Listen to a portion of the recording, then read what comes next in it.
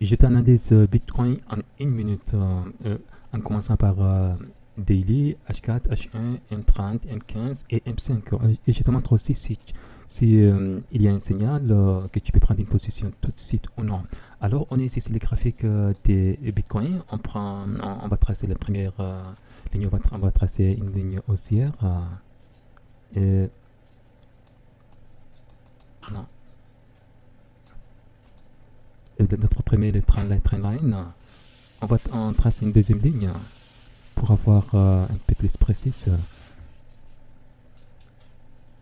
On trace une troisième ligne et cette fois ici une résistance oblique et après on passe en H4. On est ok, on est sur le graphique H4. En H4, est-ce que on a besoin de tracer des lignes supplémentaires? Pour le moment, non. Ici, vous voyez, ce chandelier d'H4 il est en train de revenir sur ce support oblique. Donc, pour le moment, en H4, on attend ici, il n'y a pas de signal. On passe à H1.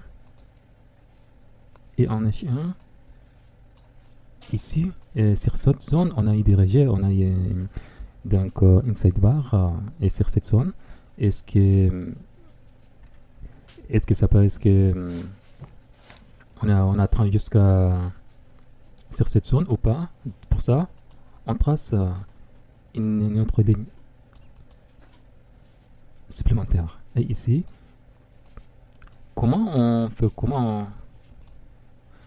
fait pour savoir si on va y avoir une correction ou le marché vient jusqu'à ici? Dans ces cas, pour le moment, on passe à H30.